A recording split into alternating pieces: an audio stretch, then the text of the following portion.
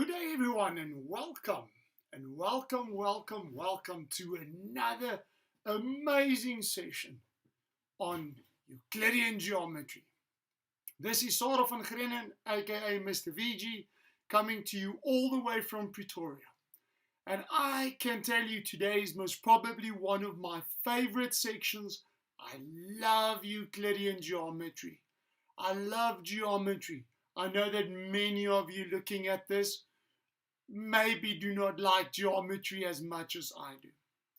So for tonight's video, the live stream that we are having, I really encourage you, after we've gone through these different exam questions and you have queries, you've got questions, so I don't remember all of that theory and all of those things.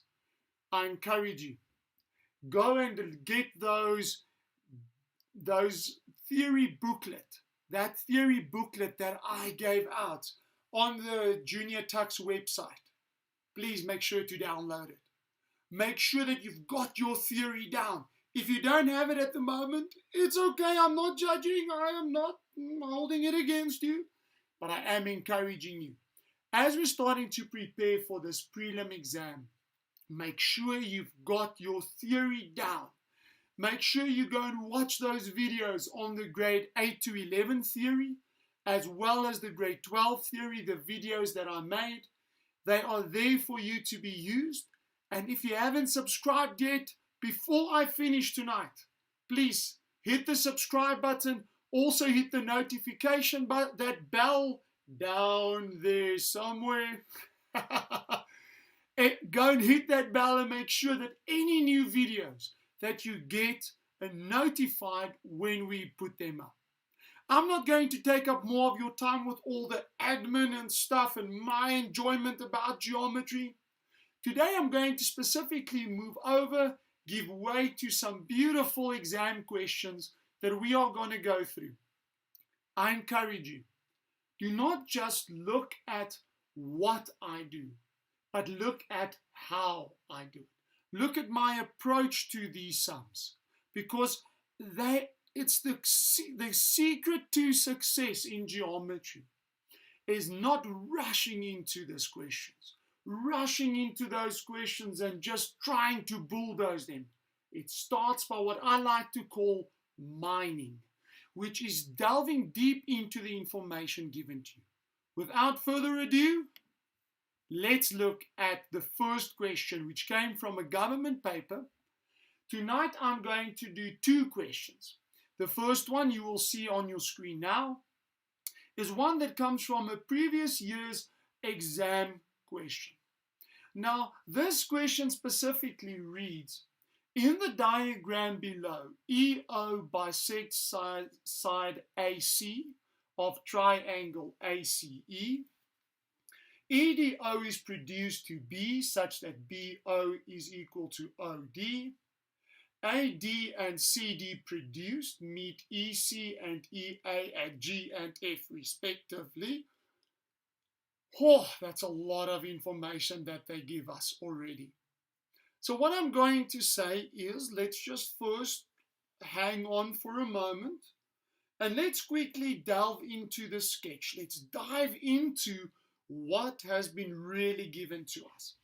So first of all, if I look at this, they tell me that AO is equal to OC and BO is equal to OD. Now that is a crucial bit of information for what we are going to have a look at first of all. So they say in the diagram below, EO bisects AC. In other words, it cuts it in half. So that means that AO is OC. And EDO is produced such that BO is equal to OD. I've written that on the sketch. There's nothing more for me to do. And they just say that AD and CD are produced, meaning just it's straight lines that they are extending. So let's dig into 9.1. Give a reason why ABCD is a parallelogram. There, I've highlighted it. Well, that's actually really simple. They've given me that those two lines, the two diagonals, bisect each other. I've answered question 9.1 already. So now all I've got to do is write it down in as beautiful of English as I can. And sometimes you can hear I'm not first language English. I apologize for those of you. I'm slipping up with my grammar a bit tonight. Please forgive me. So if I look at 9.1, it says give a reason why. Well, simply the diagonals bisect each other. Now that is a very, very, very simple thing. And now I am just going to hit the pause button. You don't hit the pause button. Let me hit the pause button. I don't want to go over to 9.2 yet, because that's one of the biggest issues I've seen in how my students, male or female, love to do geometry. Is they go 9.1, okay, it's done. 9.2, let me see what's happening. Wait. Let's first of all look at, what is the reason behind them giving me 9.1? Well, I'm just going to look at specifically ABCD. If it's a parallelogram, a few things is going to happen. First of all, the opposite sides are going to be now parallel to each other. So AB is automatically parallel to CDF, as well as BC is parallel to ADG. And that comes from parallelograms. At this moment, ladies and gents, I'm getting excited because now I'm starting to think of Theorem 1 of grade 12 triangle geometry. Again, if you can't remember what it says the following. If I have two sides of if the triangle has a third side that's parallel, it divides the triangle, the sides proportionally. So in other words, if I look at the parallel lines, I'm just going to highlight them in the one is in green there. That pair is in green, and the blue pair. And I look at my triangles. Excuse me for now there's my one triangle there. Let me just make it nice. There's my one triangle. And my other triangle is there. Excuse me for not having a perfect straight line here. In the blue triangle, I can automatically now say that AE over FE is equal to BD over DE. Well, let me just try and do that a bit better. BD over DE. That comes directly, so AF over FE is equal to AD over DE. In the green triangle, I can say that CG over GE, CG over GE is equal to BD over DE. Okay, so there I've got Theorem 1. I haven't written in reasons because it's just me, going almost touchy-feely about this, almost going, let's just see where we're going with this sum. I'm just mining for more information. Let's quickly look, let's quickly look at whether I wrote this down correctly. The blue one, AF over FE is, sorry, that A is wrong. My apologies there. That one should be BD over DE. My apologies. If you picked it up, well done. Let's quickly look at the second question. Write down with reasons two ratios that are equal to ED over BD. Oh, wait, I've got it.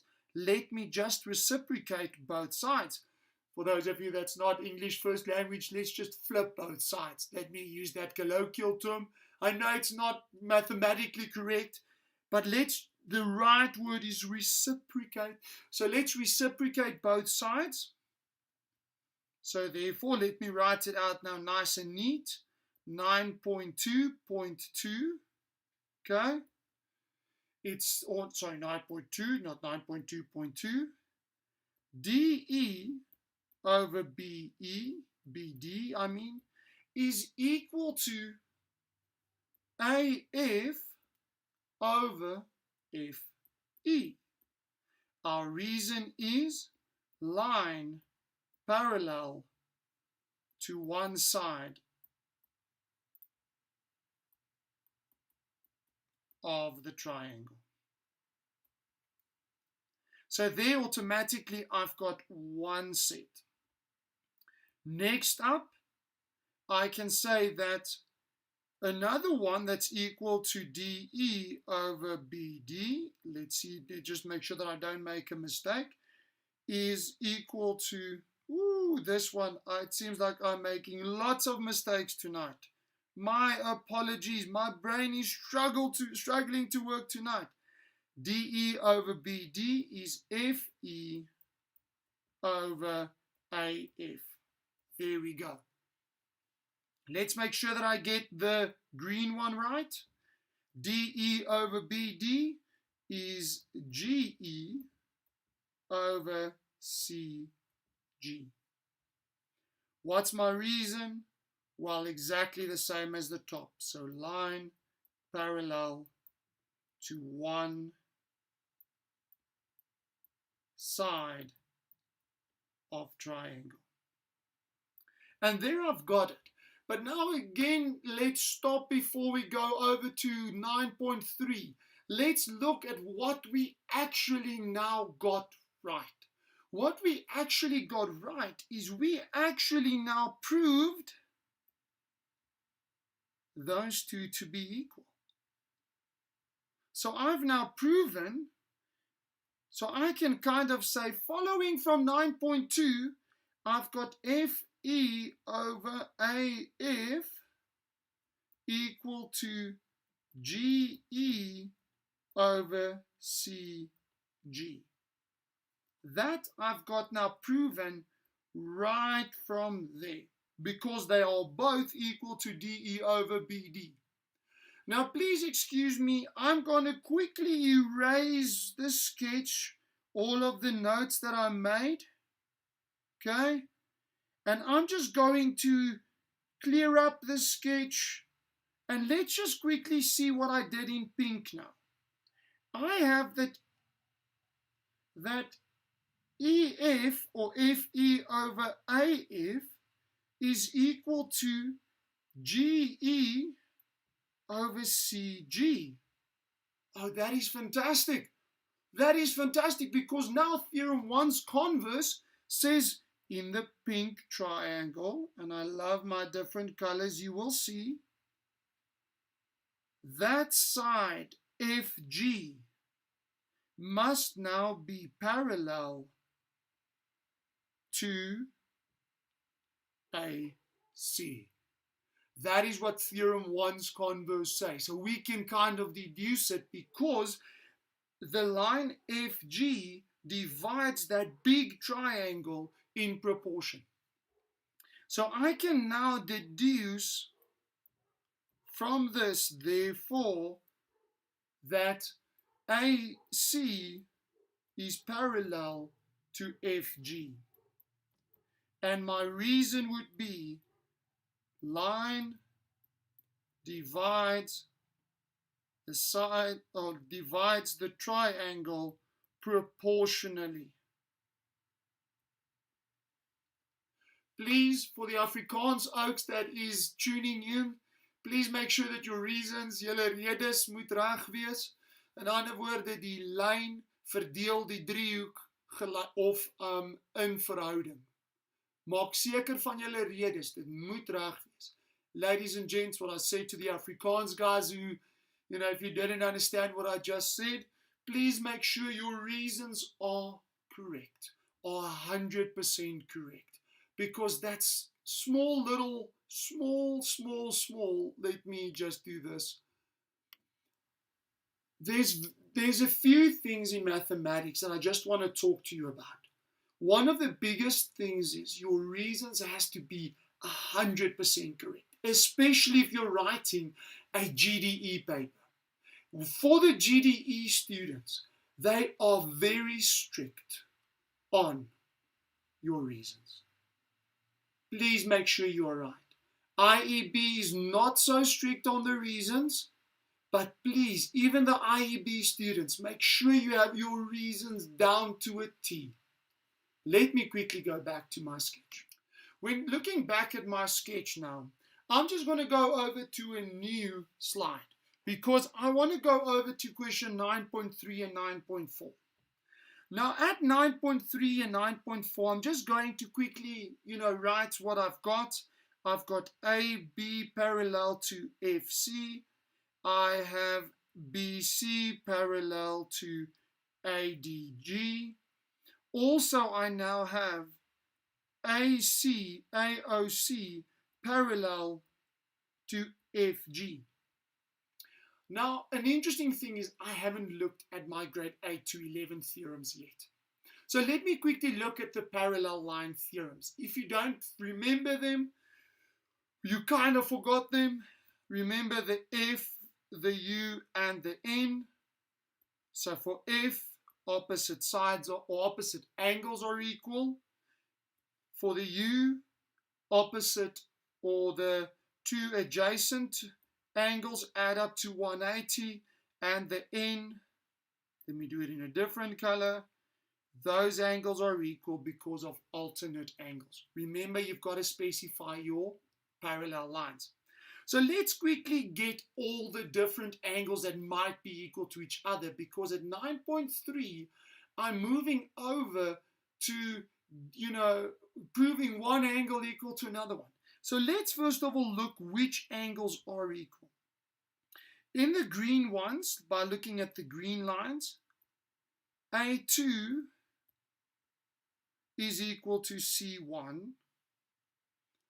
And also now with the pink ones, A2 is equal to G2.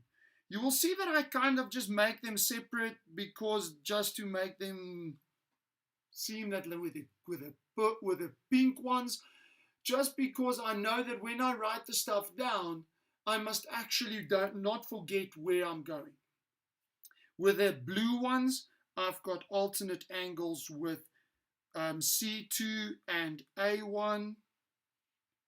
Let's see with the green ones, do I have anything more?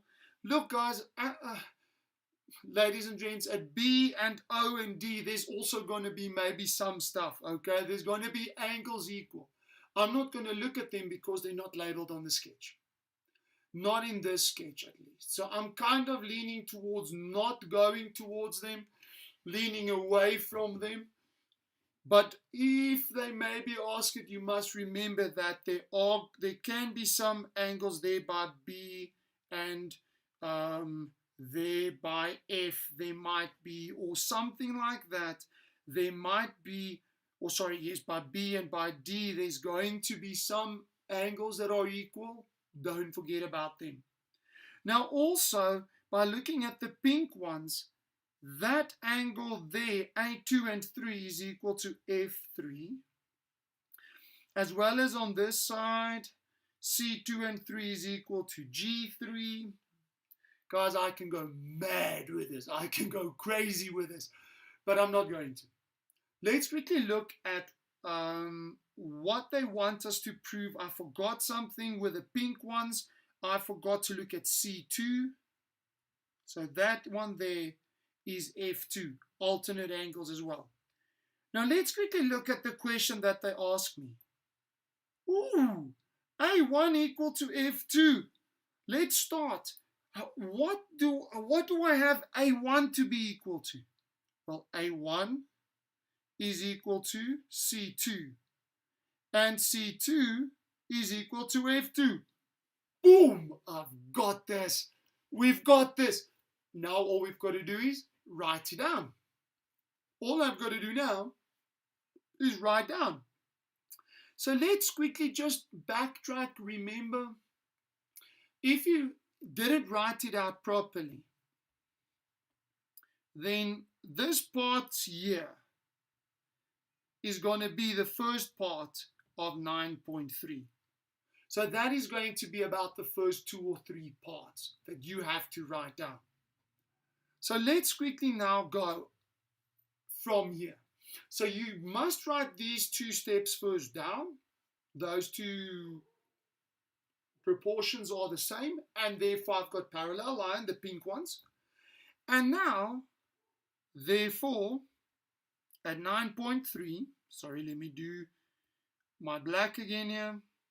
At 9.3, I can now start by saying, okay, E1 or A1 is equal to C2. Why? Because alternate angles are alternate angles. Why? Again, because of the blue lines. So AB parallel to CD. Then I have C2 equal to F2. And here the same reason, alternate angles. But now it's different lines that are parallel. So AC parallel to FG. There we've got it, plain and simple. So when I look at this kind of sum, let me finish it off. Before I go, I've got it. A1 is equal to F2. Okay, perfect. Now we kind of go to 9.4, which is an interesting question. At 9.4, it says it is further given. Okay, so let me just erase a little bit those red lines a little bit and those lines a little bit.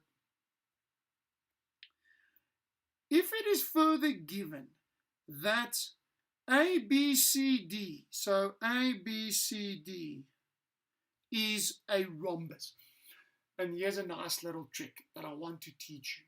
Whether you're IEB or GDE, you have to go back and study your grade 10, grade 8, 9, 10, but in grade 10, all the properties of a quadrilateral, all the quads. Because they can, like here, they pop up with a rhombus. They can throw in a kite. They can throw in a trapezium. They can throw in anything. And you have to know all the properties of that specific shape. So if I look at this one, what are the properties of a rhombus?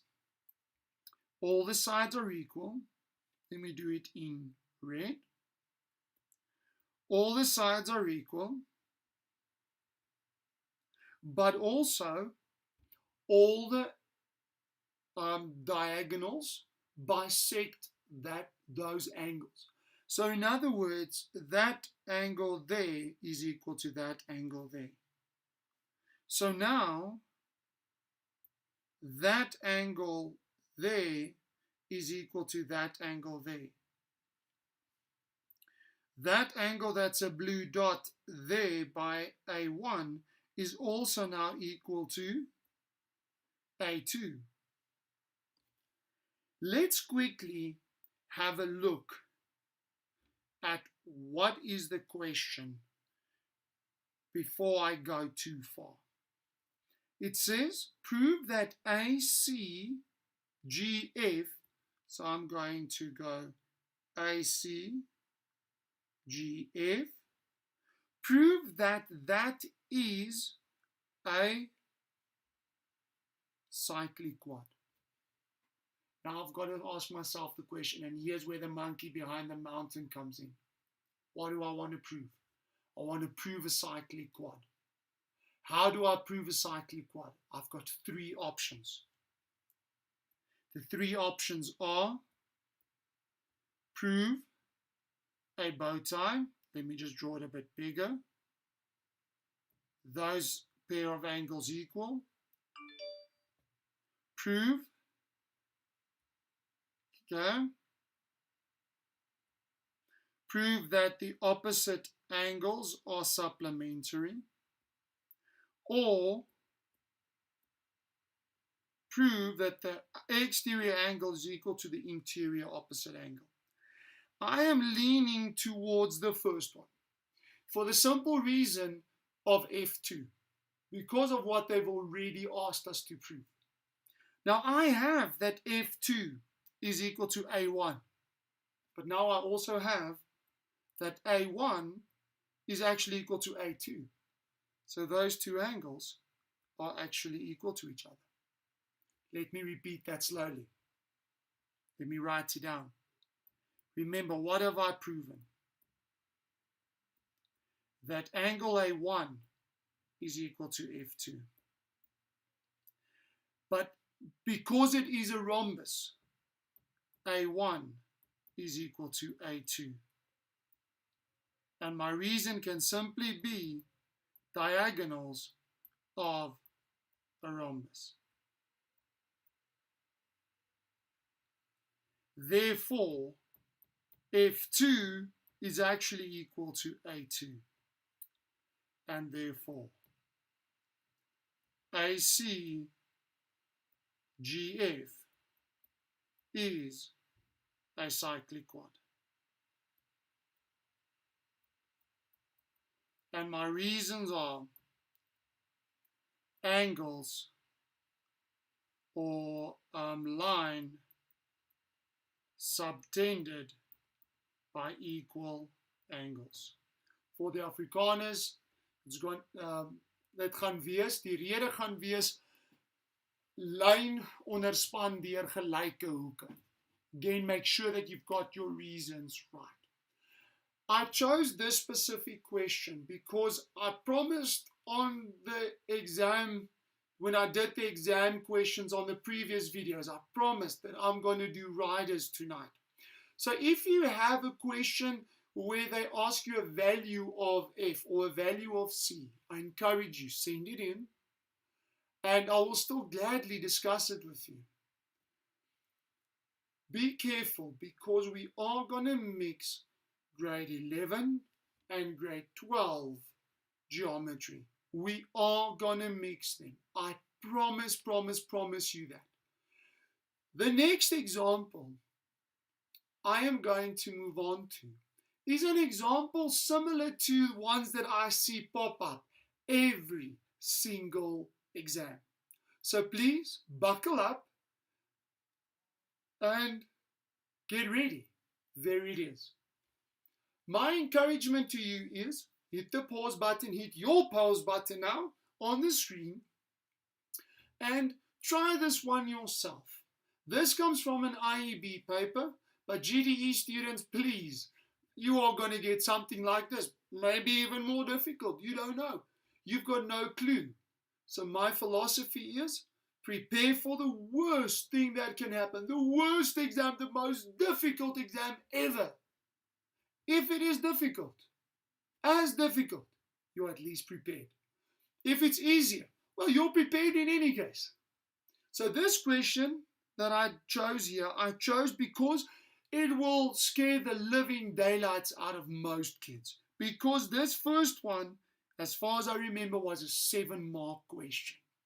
If I'm mistaken, it's a 5-mark. I'm sorry about that. But let's quickly start by doing it the way I love to do it, which is by mining. In other words, let's look at the information given before I even worry about the actual question. I'm not going to worry about that question now. Whatever, I'm going to, YOLO, I'm going to live once and just look at the... I'm just joking. I'm a bit crazy tonight, I apologize. But let's look at the specific question that was posed to you. In the diagram below, circle center O. Okay, stop the lorry, stop the bus, center O. That is my first thing I'm going to look at. So I'm going to start with circle O. That means there is a bunch of radii, which means I'm going to look for isosceles triangles. So in other words, G1 and 2 and H1. Unfortunately, with OF and OH, there's no isosceles triangles there. So I'm not going to look at that now. Then I'm going to look specifically at Theorem 1, which has to do with OR being, connected to RG or to SG. I don't know anything about R1 or R. I don't know that it bisects or that it's at a 90 degrees. So I'm not going to look at Theorem 1. Theorem 2 I am going to have a look at because the angle at center is equal to twice the angle at circumference. So O1 is twice as large as S1. If you didn't see it, please don't stress, but please look out for those. They love to try and catch you guys out with these. Please make sure that you get this right. Okay, let me just, sorry, I saw now that I've got, okay, there we go. What about Theorem 3? Theorem 3 says that if I have a diameter, then S1 and 2 is going to be at a 90 degrees, angle in a semicircle. Let's have a look now at the next little bit of information.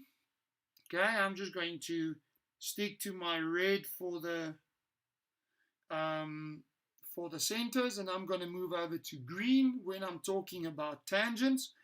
Now, for those of you that are wondering, do I really have to use so many different colors? Please, for your own sake, use them. Use them. Use highlighters. Boys, if you don't have anything more than a blue and a black pen, please get yourself some. It helps to orientate yourself by using different colors. So when I'm looking at tangents, I'm starting with that tangent at the top there. That means that F1 is going to be the same as H2. If I look at the tangent at the bottom, S3, oh my goodness, is also H2. That's fantastic, because that means that S3 and F1 is the same thing. Well, let's look at Theorem 8. Theorem 8 actually says if I've got two tangents from the same point, they are equal to each other, which means I in any case have an isosceles triangle, triangle DFS. F1 is equal to S3. Well, I've proven that already by just looking at the tan chord theorem. I apologize by skipping to Theorem 9 before I got to Theorem 7 and 8. Not good from me. My advice to you is start at Theorem 7, which says the radius is perpendicular to the tangent. So F1 and 2 is also a 90-degree triangle. I don't have a radius there, so I'm not going to look at that. Theorem 8 is looking at the equal tangents. Theorem 9, looking at tan chord. Now you might ask, sir, but why did you start, first Theorem 9? The reason why I started with Theorem 9 is simply because it's the one that I look for first. It's kind of almost the first instinct because it's the one that comes up the most. So let's quickly now look at in blue, or let me not do blue, let me do orange. Let me try and get an orange in there. DF parallel to SG. So where's DF? Parallel to SG. Automatically, that angle F1 is equal to S2.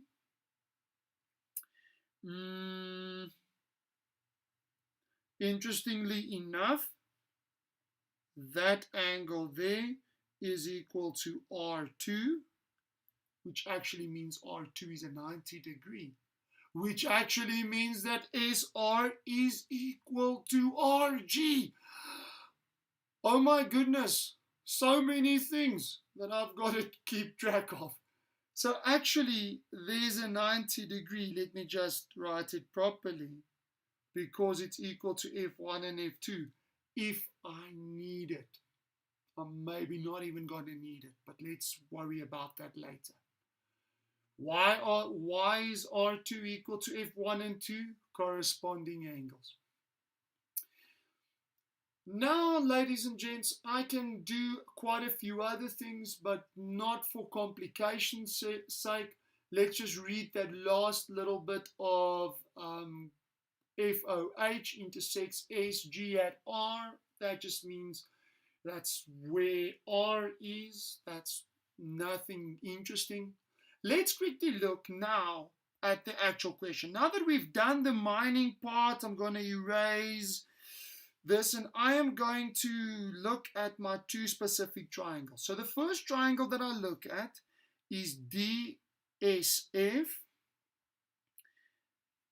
Let me maybe use pink simply because I've used blue already. No, there we go. DSF and OHG.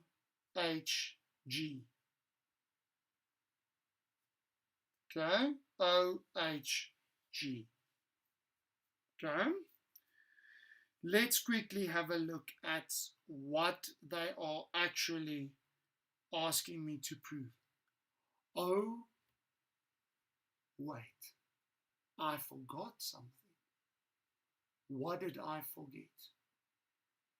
I forgot to look at cyclic quads. Be careful, ladies and gents. You almost did the same thing I did by forgetting to look at Theorem 4, 5, and 6. Theorem 4 says, if I have a cyclic quad, let me go in purple here. If I have a cyclic quad, which I do have, okay, FSGH, then that little angle there, let me do that, is going to be equal to G2. Okay? Also, it is going to tell me that that one there is going to be that one there. Because again, that's the bow ties. Okay? That's your angles in the same segment. Omtrek soeke vir die Afrikaners. In the other 9 languages, I'm sorry that I don't know them. I would love to hear what those reasons are. But I think that it's basically going to be the English reason. If you have, please let me know. I would love to know. But let's quickly start by looking at a whole bunch of things, because there's so much going on my sketch at the moment. Let's look at the actual question. The actual question now says that prove that triangle DSF, so that pink one, is equal to OHG. Let me teach you a nice little trick. A nice trick that I love to teach my students is go and see what are they actually asking me to prove. In other words, which angles do I need to get equal so that I can actually get the triangles similar to each other. They want me to prove angle D equal to angle, so OHG, so angle O1. That's the first thing they want me to prove. Secondly, they want me to prove S equal to H. So in other words, S3 equal to H1. Okay? If you want me to clear this up for you a little bit, let me help you by just erasing a little bit here. Remember, I'm working in that triangle there. So if they want me to prove S equal to H1, okay, that's what they want me to prove, okay. Also, the third thing that they want me to prove is angle F1 equal to angle S1 and 2, so the whole angle S. That's what they want me to prove. Oh my goodness, let's have a look how the heck to do that. I am actually just going to look at those two. So I'm going to start at I'm just picking number 3, doesn't matter. Let's start actually the right way, which is saying in triangle DSF,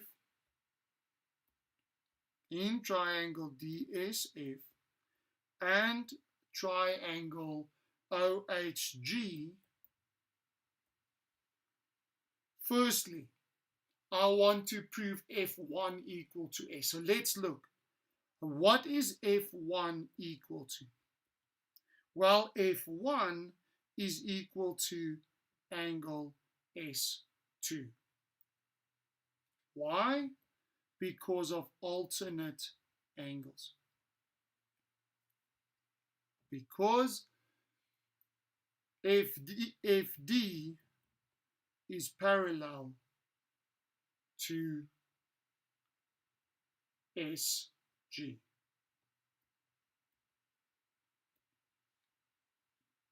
Let me maybe, just for the sake of everyone watching, make my sketch a bit clearer.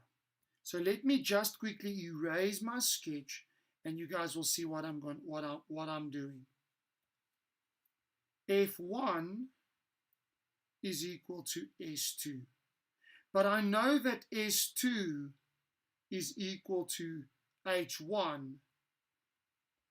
And the reason is S2 is equal to H1. And my reason is angles in same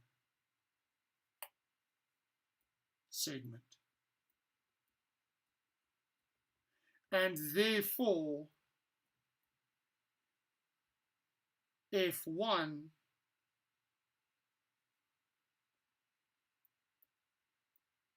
is equal to H1. But that's still not what I want to prove, because I want to get to angle, did I do F1? Why am I saying angle S? My apologies. Angle G. It seems like I'm having a bit of a tough night tonight. If I look at angle F1,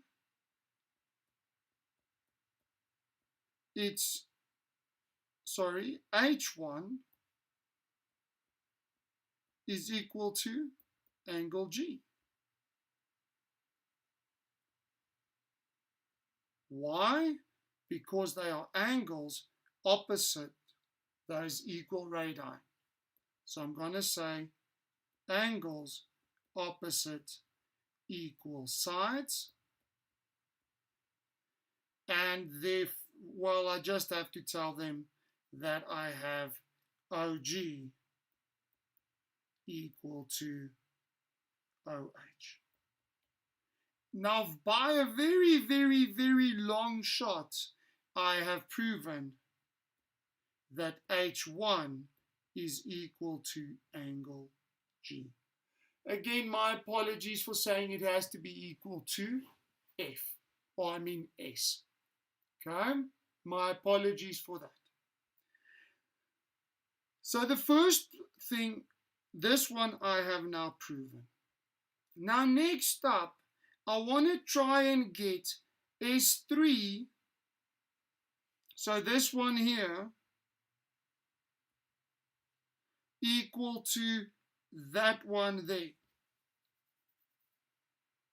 Now to do that, okay, I am going to remember, so secondly, now I've got to try and see, but how do I get into that triangle there? How do I get that into there? The beautiful thing is, and this kind of comes from that step there, that S3, if I can get S3 equal to F1, then it's automatically equal to H1, because I have already proven that F1 is equal to H1. So let's do that. Let's look, why is S3 equal to F1? Well, first of all, I'm going to say that dF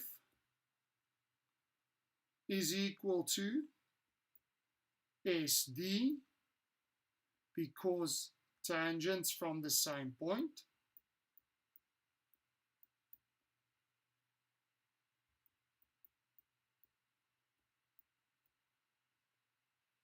Tangents from the same point. Therefore, S3 is equal to F1. And our reason is angles opposite equal sides. But F1 is actually equal to H1, because I've proven that. Therefore, angle S3 is equal to H1. Whoa, this is a long one. Understand why it's 7 marks? Understand it's not intensely difficult. It's not. But it is a lot of, logical deductions that I'm doing. Now, because I have proven already these two angles, they work out, they are equal, these two pairs of angles, I can now go to that one and say, thirdly, angle D is equal to O1 because of interior angles of a triangle, and therefore triangle DSF is similar to triangle OHG. Why? Angle, angle, angle. Wow, this was a doozy of a question. It is a lot of logical deductions. So let me just quickly talk through what I did, just so that you make sense of it. I started by looking at the center of the circle. Because there are radii there, I have those angles that are equal. Also, and this was actually not even used, that O1 is twice S1. I didn't even use it. Then I went over and I said, okay, you know what? I've got tangents. Okay, I'm just stopping myself. I also used, that S1 and 2 is a 90 degrees. It was not even asked of me, but I've got it in my artillery because it's angles in a semicircle. When I've got tangents, that tangent there and that tangent there, that first of all, F1 could be used to say it's H2 because of tan chord. Okay? But before we get there, we can say there's a 90 degrees as well there. Again, because at a radius perpendicular to tangent. From the other side, this tangent, I can say that this S3 is actually also that one there, H2, which automatically tells me that that one there is also that one there, because, again, those two sides are equal to each other. Ladies and gents, there's a lot of nice, meaty, geometrical deductions that you can get from small little sentences when you start applying all your theorems. The next thing I did was I looked at the cyclic quad, and I looked at FS, that purple one, and I could say that H1 was S2. I could also say that one there at the top, F2, is G2 if I ever wanted to use it. Guys, there's so many things that you can use here. The parallel lines indicated that that one there, F1, is actually equal to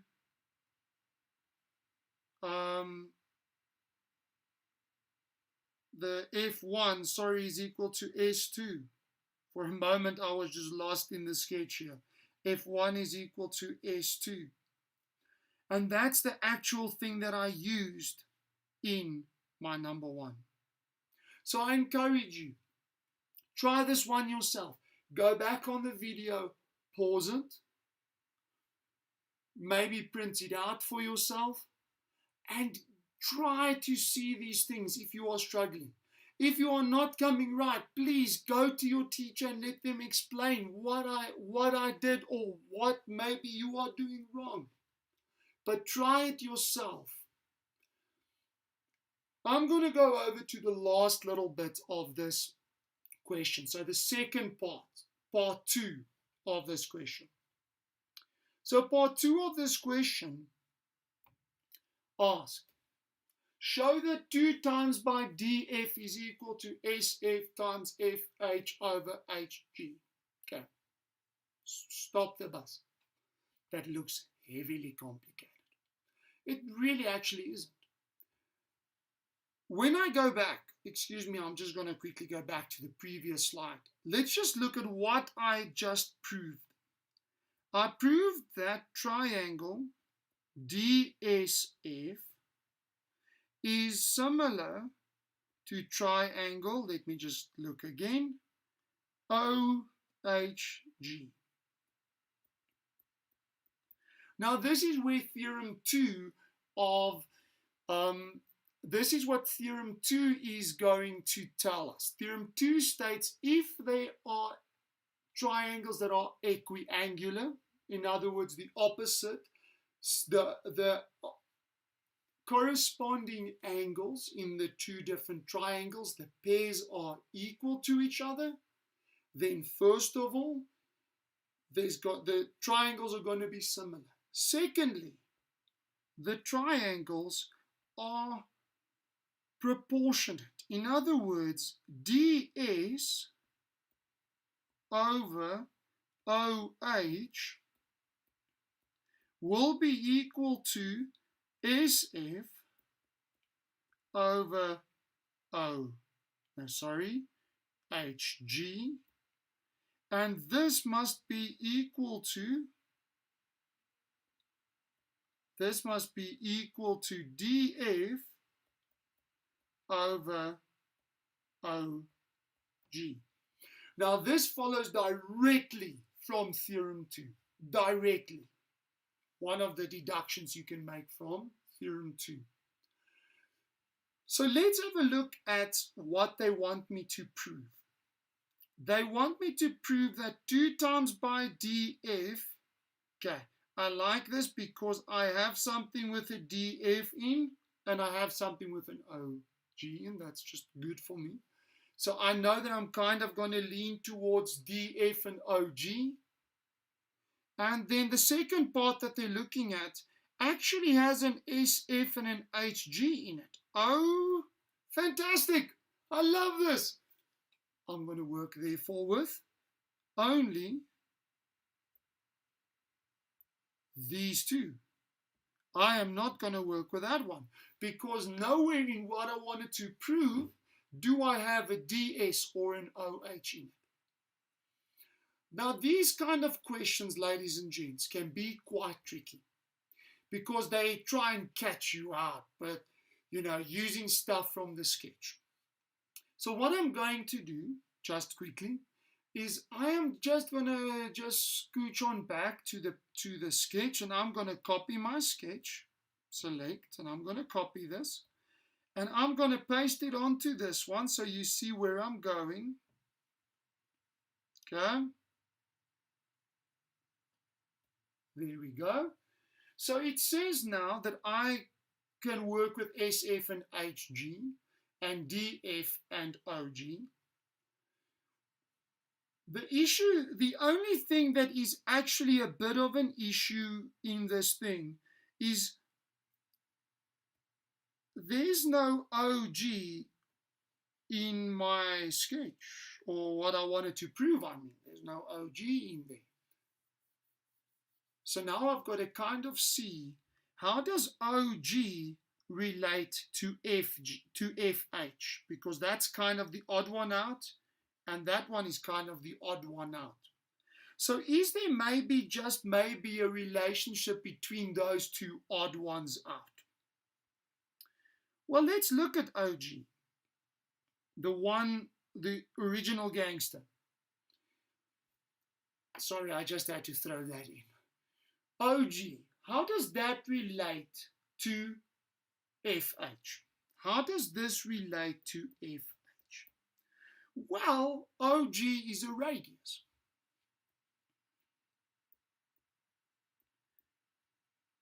And FH, well, that's a diameter.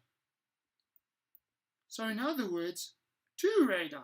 So actually, I can, in the place of OA or OG, in that one's place, I can just kind of say, well, let's just write it out for the examiner.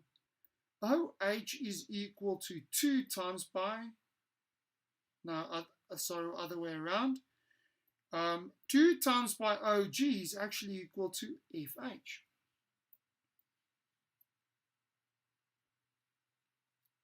So OG, if I divide both sides by 2, OG is equal to a half of FH. So let's go back to my similarity. So there we go. Or my proportion. My proportion says SF over HG is equal to DF over a half FH. Okay. Now I'm going to manipulate a little bit by multiplying the FH to the top there. So therefore, I'm sitting on the one side with SF times by FH over HG. Now I'm going to do a sneaky little trick. Remember, if I've got 1 over a half, it means 1 divided by a half if I tip and times, or I reciprocate 2 over 1. So that actually 1 over a half is the same as 2. Just some mental mathematics I'm doing there. Which means on the other side, where I've got 1 over a half, it's actually the same as 2 times df. Oh, wait. That's what I wanted to prove. Absolutely fantastic. Absolutely beautiful what I wanted to prove. But again, let me just talk you through my thought pattern. My thought pattern was, first of all, look at what I have proven. So that's kind of my step one. Look at what I've proven in the previous question, in A. Then secondly, write down what are all the sides that are going to be in proportion. Thirdly, have a look at, which ones do not fit according to where I want to go, and find the relationship. Ladies and gents, I know I make it look extremely simple, and I make it look very easy, and it really isn't this easy always. Not as easy as I necessarily make it look. My encouragement to you is, do not give up. Always start at where you began, and look at where then, after you've used up all the theorems, you go over to what do I need to prove those things equal. If you do this, I can almost guarantee you 70 to 80% of your geometry questions you'd be able to answer. And you'd even have more information that you need, just like in that A part where I actually had so much info that I almost confused myself. I had so much info that I didn't even need, but at least I have that info. I can then start sifting by looking at where do I want to go and how to get there. My encouragement to you as a student is, please do not give up. Remember, it's not all going to be difficult questions. It's not all going to be tough questions, maybe like I did tonight. This would be like one question in the question paper, and it will usually be the last one. One last little bit of advice from me to you. If ever you see that they want you to prove a square, don't forget about Pythagoras. Don't forget about Pythagoras. If you see a 90-degree, Pythagoras, you can use it. If you see a 90-degree, they can also ask you for sine, cos, tan, trigonometry. Nothing prevents them from asking you that. Also, sine, cosine, and area rule. Why not? Let's have fun. Let's enjoy this. Well, it's fun for the guy setting it up, not fun necessarily for the guy that actually has to write it. Ladies and gents, it's been an amazing and fantastic evening. Thank you for bearing with my few little mistakes. I apologize for that, but I encourage you, do not give up and have a wonderful day. Remember to subscribe, hit that bell to receive the notification. Go and download the theory as well as all the programs. There's a nice program with worksheets, with memos, all for free. Please share this with your buddies. Do not keep it for yourself. And have an amazingly wonderful evening. Keep warm, stay safe, and keep healthy. This is Mr. VG signing out. Cheers.